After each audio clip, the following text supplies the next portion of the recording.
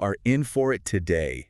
We're plunging headfirst into the swirling currents of the Blake Lively and Justin Baldoni legal situation. Yeah. And let me tell you, a certain subpoena has really, set the online world ablaze. It really has. We've got a pretty lively discussion brewing online, hasn't it? All sparked by that DailyMail article. The one focusing on the subpoena from Blake Lively's team. Exactly. We're talking about her lawyers, Bryan Freedman and Jed Wallace, coming from some, pretty heavyweight firms.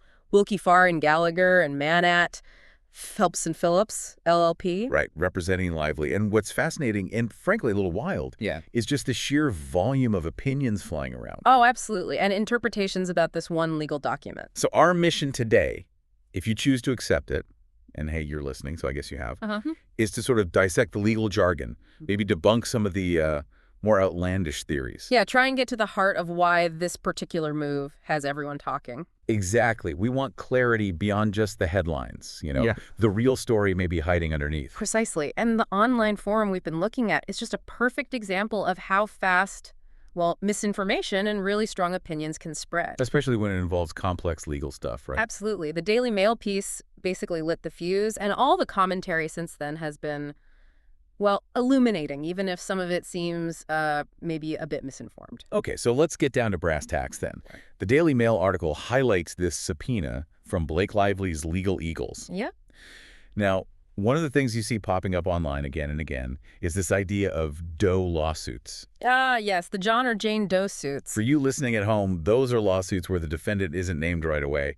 Why all the fuss about these? What's the actual deal? Well, what's intriguing is how quickly some people online, claiming legal know-how, jumped in to defend these Doe lawsuits. And they're legit. Yeah, saying they're perfectly legitimate, ethical, pushing back hard against this idea that there's some kind of, sneaky tactic. Yeah. Right, because you definitely see comments suggesting it's dodgy, maybe even, illegal. It all sounds very dramatic. It does, like something out of a movie.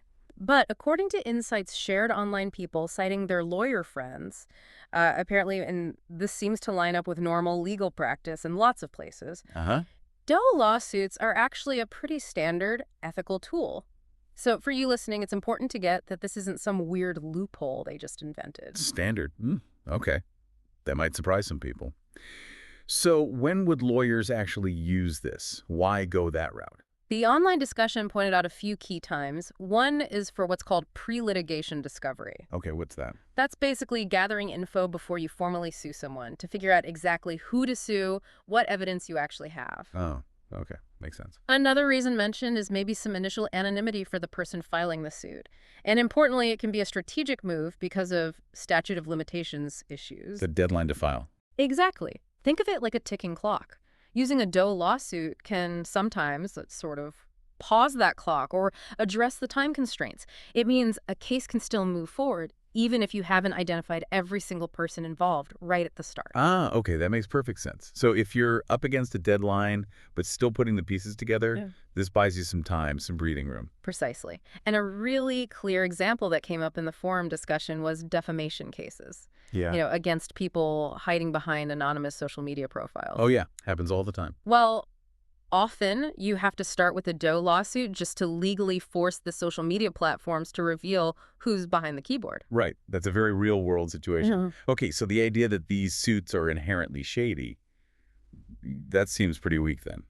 It seems that way, based on these explanations. Now, what about the online whispers suggesting Judge Liven is going to be, furious with Blake Lively's team for using this tactic? Yeah, that's another point where the online folks with legal backgrounds really push back hard. The general feeling seems to be that judges, especially experienced ones like Judge Layman, they see lawyers using all sorts of strategies all the time. It's just part of the job. It's part of the adversarial system, right? Zealous representation for your client, using the tools the law provides. So it's not like the judge is going to see this and think, whoa, this is shocking.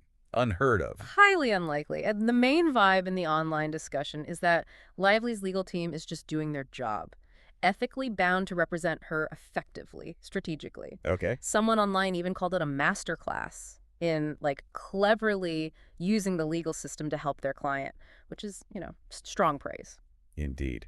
Okay, now let's shift gears a bit. Let's talk about Bryan Freedman's reactions. He represents the other side. That's my understanding, yes. The online forum had some pretty colorful commentary about how he responded to this subpoena. Yes, the assessment online was rather pointed, shall we say. Oh. The commentator suggested Mr. Freedman looked outclassed in this specific instance, characterized him more as a television attorney, meaning perhaps someone more focused on PR, media hits, rather than the sort of deep dive courtroom litigation stuff. Ouch. That's a pretty sharp jab. And did they mention his law school, too? Something about rankings. They did indeed. So rather sarcastic comments about the ranking of the University of the Pacific McGeorge School of Law, where he went. What was the number? Allegedly ranked 163rd. The implication, at least from this online commentary, was maybe foundational stuff like Doe subpoenas wasn't a big focus there. Wow. Okay. That's a blunt take from the online peanut gallery. So the commenter is basically suggesting Freedman's focus on media might mean he's genuinely unfamiliar with what others see as standard legal tactics. That definitely seems to be the insinuation floating around in that discussion. The speculation is that because, some perceive him as prioritizing PR, he might actually be surprised, or maybe just unaware, that this kind of subpoena is like routine business. Okay, interesting perspective there. So we've tackled the Doe lawsuit myths. We've touched on the spicy online takes regarding the reactions. What about the bigger picture? What other implications or questions is this whole situation stirring up, at least online? Right, this is where it gets really interesting, I think. Several online commentators pointed out something specific. What's that? That Bryan Freedman seems to be reacting really strongly to this particular subpoena. Wait. Even though the text messages it's asking for, well, they were apparently already public knowledge. Reported by places like the New York Times, included in court filings. Wait, really? So if the content of the text was already out there, why the big negative reaction now to a formal legal request for them? That doesn't quite track. Exactly. That discrepancy is fueling all sorts of online speculation about what other subpoenas might have been issued quietly. So maybe this isn't the only one. Could be. The discussion mentions the possibility of subpoenas going to social media platforms. Think TikTok, YouTube. Subpoenas to the platforms themselves.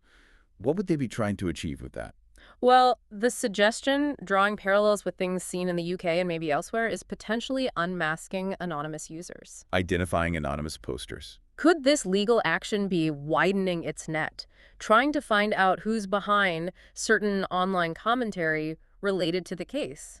It definitely raises the idea of, accountability for what you say online, even anonymously. Wow, okay. That would be a significant escalation if it's true. And it seems like that connects to the next point raised online. Yeah. About the sudden claims of doxing. Precisely. The question being asked online is basically, is this strong reaction and these claims of doxing maybe linked to the potential exposure of anonymous online commenters? People worried about being identified. Perhaps people who might face consequences, legal or otherwise, for what they've posted. Or maybe for their connections to the whole situation. And then there was that other theory, a really specific one, about why they wanted these specific texts via subpoena. Yes, one commenter floated the idea that maybe the subpoena is strategically aimed at uncovering potential payments. Payments to who? To content creators maybe involved in what this person called a coordinated smear campaign. A smear campaign, wow. Yeah, the commenter used some pretty vivid language, hoping to drain the content creator's swamp and, document everything certain people have been doing online. Okay, that paints a picture. So the goal might not just be the texts themselves, since they were public, but maybe uncovering a whole network. Financial trails behind online activity. That seems to be the theory, yeah.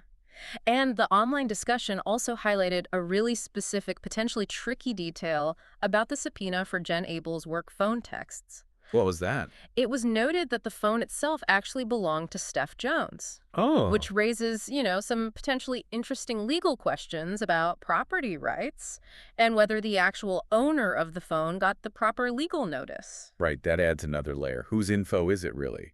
Were all the I's dotted and crossed legally? Exactly. Although, as another online commenter pointed out pretty sharply, if these third parties who got the subpoenas, like maybe Steph Jones or others, if they had real legal grounds to object, they could have fought it in court. They absolutely could have challenged the subpoenas. Yeah. The fact that, well, at least according to the online chat, they apparently didn't challenge them, well, it suggests they might have had their own reasons for just complying. Interesting point. And finally, the online forum also touched on the idea that maybe all this intense focus on this specific subpoena might be itself a strategic move. Yeah, the speculation floating around online is that the other side might be deliberately hyping up the subpoena issue Right. to try and discredit Blake Lively's legal team, maybe, make them Yeah. look bad in the court of public opinion. Oh, plausible. And looking down the road, some commenters are even expecting potential future attempts to maybe undermine the judge's credibility. It really suggests this could be a long, messy legal fight. It certainly sounds like the legal waters are getting choppier by the minute. Okay, let's try and boil this down for you, our listener. Key takeaways from this deep dive. All right. Doe lawsuits, despite some online freakouts, seem to be a standard legal tool. Right. Recognized procedure. Judge Liven. Probably not losing sleep over this particular subpoena. It's likely business as usual for the court. Seems that way. Judges see strategic moves all the time. And the really intense reaction to it, well, that might actually signal that Lively's legal team is maybe uncovering something more significant under the surface. That's definitely a possibility being floated. That the reaction itself is telling. Yeah. Understanding the nuts and bolts of legal procedures is just so crucial when you're trying to make sense of these things. Yeah, what looks shocking at first glance might just be a standard play from the legal playbook. Exactly. Strategically deployed, maybe, but standard. So, for you, our listener, thinking about all this, the online anonymity, the potential exposure, even these allegations of payments flying around for online commentary. Yep. What does this whole situation suggest to you about where things are heading? You know, with online discourse, the internet world bumping up against legal accountability. It definitely raises big questions. Yeah, this case feels like it's tapping into some fundamental issues that go way beyond just the people directly involved. It really does. And this deep dive, it's probably just scratched the surface. No, I bet. This Yeah. feels like it's going to be a pretty intricate ongoing saga. We'll definitely keep watching, of course. Absolutely. And we'll be ready to dive back in if, or more likely when, more fascinating layers emerge.